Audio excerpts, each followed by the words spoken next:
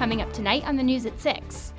We had to go and actually purchase a specific freezer to be able to receive and store the vaccine appropriately. How St. Peter's Hospital is preparing for the first doses of the COVID-19 vaccine. Plus, Lewis and Clark County is adding a second Justice of the Peace. We tell you how they are preparing for the transition. From Montana's news leader, this is MTN News at 6. Good evening. Welcome to the news at 6. I'm Marian Davidson. Thanks for joining us.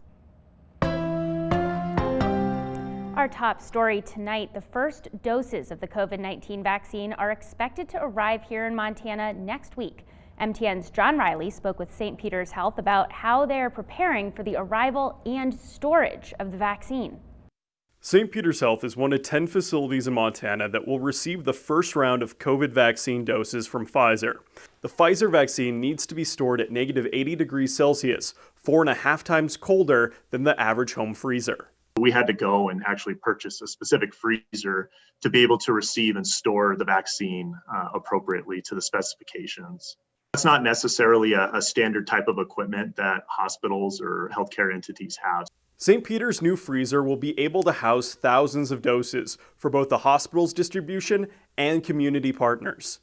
Following the state's distribution plan, the first round of doses will be put into use in short order.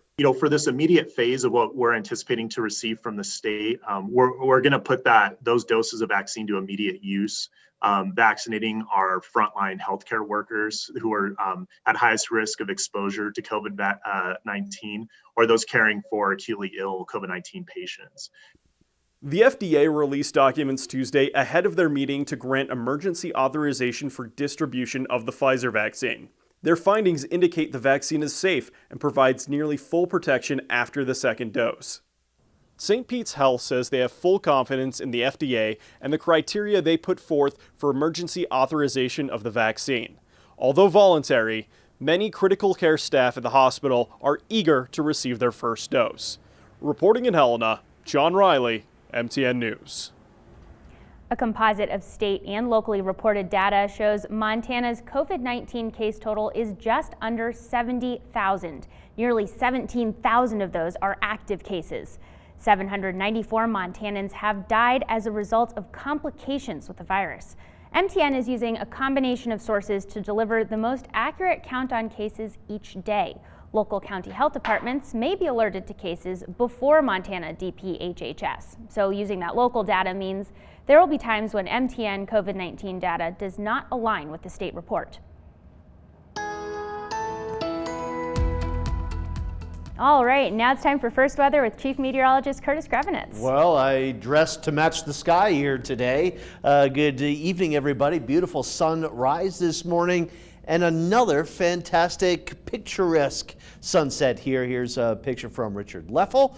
Thanks for sending that picture in. And David Jenkins and Josh Wood out near Roundup and got this picture. So fantastic color out there once again. Nice high pressure, nice day here for a lot of the state. It had a bit of cloud cover last night and this morning, but those clouds moved on out for the most part here. We still have this area of high pressure kind of dominating the weather, not only in Montana, but also in the west. But take a look at what's out in the Pacific.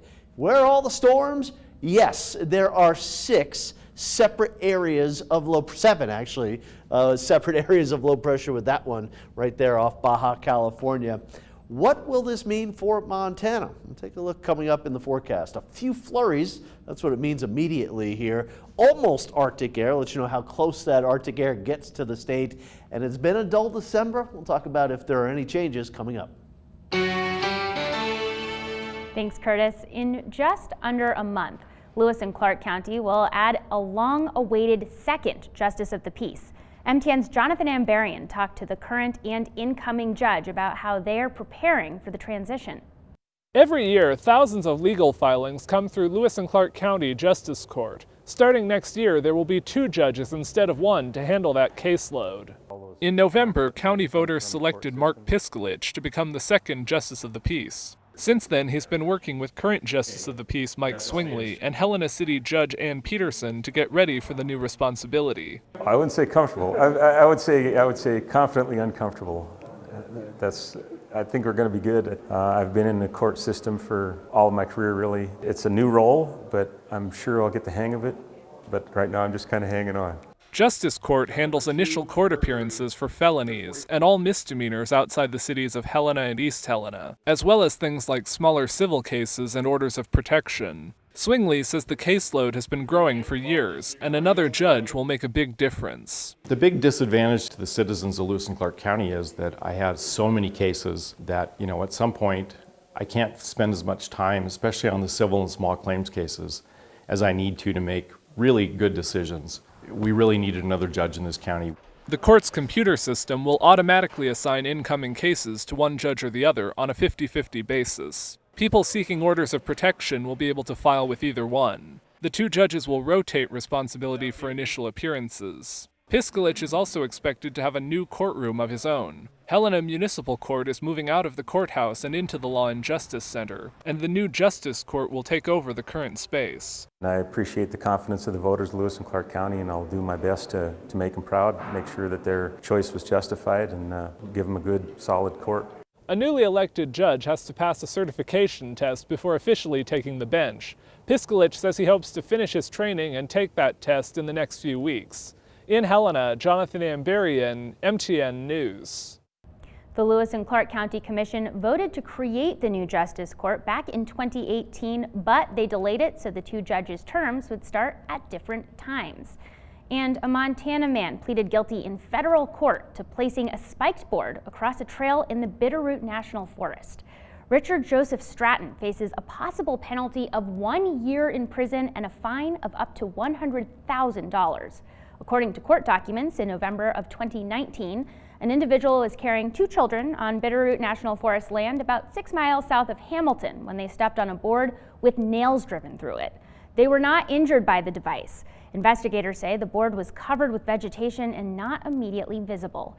Through interviews, investigators identified Stratton as a suspect. Special Agent Morgan Dale says in documents that Stratton admitted to placing the device on the trail because he was upset with bicyclists riding through the area. He is scheduled to be sentenced next March. St. Peter's Health provided more information about the departure of oncology doctor Tom Weiner. In a letter to patients, St. Peter's CEO Wade Johnson says multiple concerns about the care Dr. Weiner provided to patients were brought to the attention of the St. Peter's Health Administration, including allegations he harmed patients with unnecessary treatments and failed to meet state and federal laws associated with the prescribing of narcotics. Before St. Peter's made the letter to patients public, Weiner denied any wrongdoing in a weekend letter to the editor published in the Independent Record.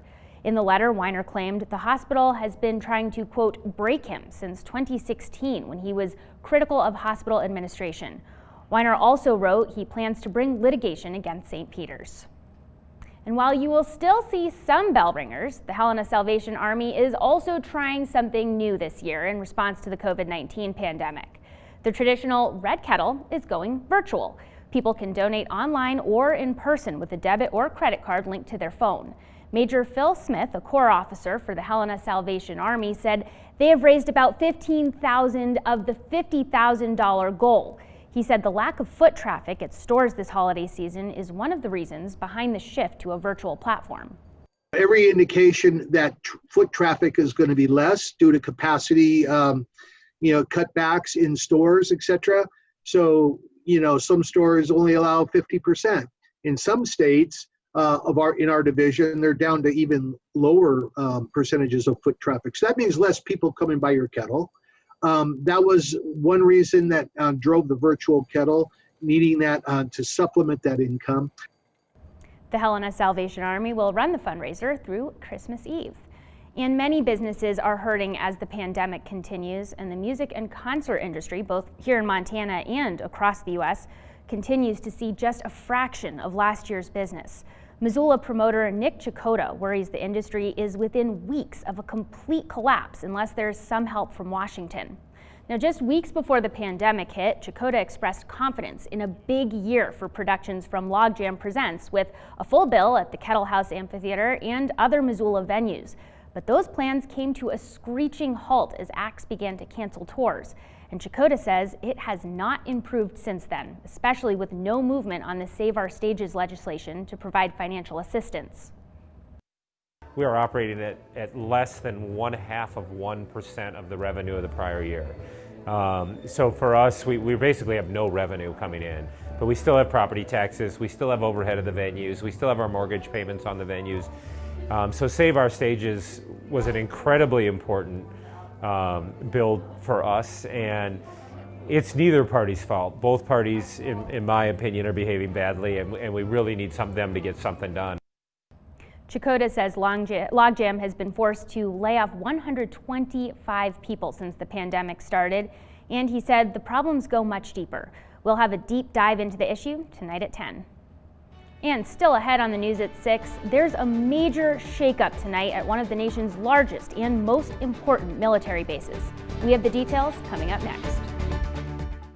From Montana's news leader, you're watching MTN News at 6. Welcome back to the news at 6. Thanks for spending some time with us this evening.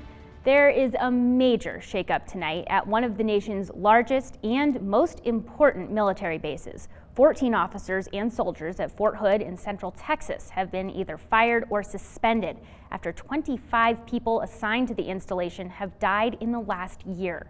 Jay Gray has the details. It's the Army's premier installation for training and deploying heavy forces and home to some of its most serious problems. Change is required at every level and every echelon to improve trust. Today, 14 officers and enlisted soldiers at Fort Hood were suspended or fired, including the former acting commander, Major General Scott Eflint, after results of an independent review cited leadership failures and said the command climate at Fort Hood has been permissive of sexual harassment, sexual assault. In the last year, 25 soldiers assigned to the base have died due to homicide, suicide, or accidents. The murder of Specialist Vanessa Guillen shocked our conscience and brought attention to deeper problems. Guillen's case gaining national attention when, after missing for 2 months, her body was found not far from Fort Hood, a fellow soldier blamed in her death. We're going to keep pushing. We're going to keep asking for the legislation to be passed in order to be able to help all these military members that need our help. The report also outlines an environment where soldiers are reluctant to report problems because of a fear of retaliation. We got to take care of people. We got to build cohesive teams. And most of all, we've got to live the Army values. An essential mission right now. Jay Gray, NBC News. All right, with another look at what's coming from weather, Chief Meteorologist Curtis Grevenitz. All right, we haven't had any snow here recently. We haven't had any Arctic air for a while, really since about the beginning of November. The Arctic air up here in northern Canada, closer to the Arctic Circle. This is going through the weekend. While it will cool down for a lot of Montana, the core of this really, really bitterly cold stuff stays up in Canada, where you see that color pink. That's getting close to zero here. While that comes close to northern Montana, maybe next week, it looks like for the most part, it stays at bay for the time being. I'll have more of the full forecast coming up next. Storm Tracker weather starts now with Chief Meteorologist Curtis Grevenitz. Welcome back, everybody. Good Tuesday afternoon, evening here to you. It is afternoon, 55 degrees, the current temperature in Great Falls. And this temperature will be going down here over the next few days. However, not much in the way of snow in the forecast to accompany the falling temperatures. 41 in Helena right now, light south wind, but boy, a really mild day throughout a lot of the central and eastern part of the state. Temperatures still, I think every single one of these numbers are above where the average high should be for the state. Calm conditions as far as the wind goes out to the western part of the state. Little wind, Lewistown, Great Falls, Cut Bank, Billings, and Livingston. And then we have a little lighter wind out in eastern Montana. Because of the snow that will be moving in, there is a winter weather advisory here for, I'm going to call it the glacier region, including maybe down into the Swan Lake area. But generally some light snow will be falling. Lower elevations 1 to 3, the mountains 2 to 5. This isn't a winter storm warning, certainly not a blizzard warning, just a little light snow. And if anybody's traveling through Marias Pass tomorrow, you will run into some of that snow. There it is. That next system not a very strong one, kind of a thin little strip of some precipitation right here. That likely comes through parts of the state tomorrow. It's not just Montana and the west that is very, very quiet. I mean, most states, no precipitation anywhere near them, a little bit through the Great Lakes and then the Pacific Northwest. That is it.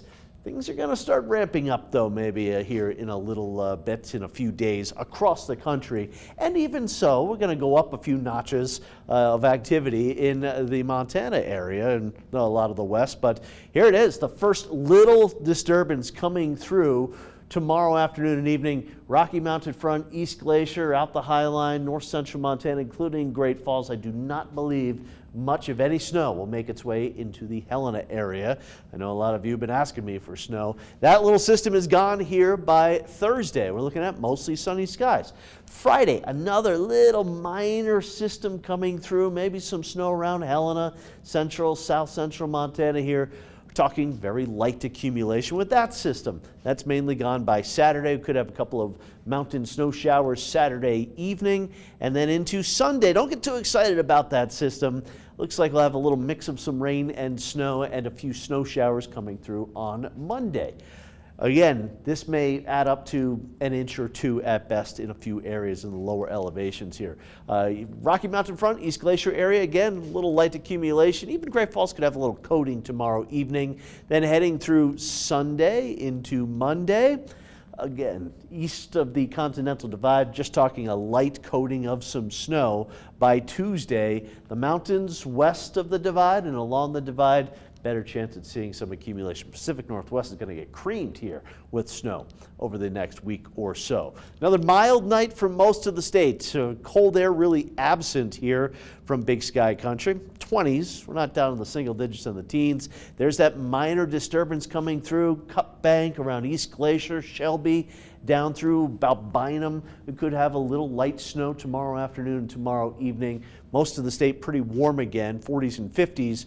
Before that front goes through. That system is out of here by Thursday. We've got another bright December day with mostly sunny skies. Certainly cooler, highs in the 30s to about 40 degrees for Thursday. Friday, couple of snow showers around Helena, Bozeman, Butte, Dillon, down there West Yellowstone and Livingston. Snow showers, nothing really significant. Saturday, a mountain snow shower possible, partly cloudy skies. And then Sunday, we'll start to see maybe a little more activity coming in later in the day. But again, this is not looking like any blockbuster snowstorms or severe Arctic outbreaks are coming maybe anytime soon. It might be after Christmas before we see something like that coming through. And here's Great Falls 7-day forecast. Yeah, a little cooler as we head toward the end of the week and the weekend. And there is a little chance for some snow coming in Monday into Tuesday.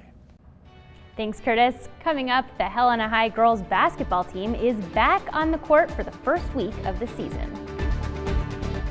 From Montana's news leader, you're watching MTN News at 6. Welcome back to the News at 6. The first day of any sports season poses new challenges for head coaches, especially new head coaches. Yesterday marked the first day of a new era in Helena High girls basketball, the Ben Dudek era. Dudek said there were some first day nerves, but otherwise it was just another day at the office. You know, little nerves. I think whenever you step into a new situation, there's always little nerves, kind of like the first game that you walk into. It's a new program, new situation for me, so a little bit of that. But at the same time, extremely exciting. To be able to step into something that I wanted for a long time. Kind of that first whistle that was blown, I was ready to go, and then it was just 2 hours of stuff that I've been doing most of my life. The Helena High girls will wrap up tryouts and then head deeper into practice before they play their first games in early January. And we'll wrap things up here on the News at 6 when we come back. From Montana's news leader, you're watching MTN News at 6. Mount Everest is getting a raise in elevation. After more than a decade of debate, the world's highest peak is now tallied at 29,032 feet tall. That's about 3 feet taller than the previous official height. An 8-member team started evaluating the height last year, and the team calculated the new height using a leveling instrument, GPS, and a gravity meter. So a little bit different than getting measured at the doctor's office. And that does it for the news at 6. We'll be back here tonight at 10. Thanks for watching.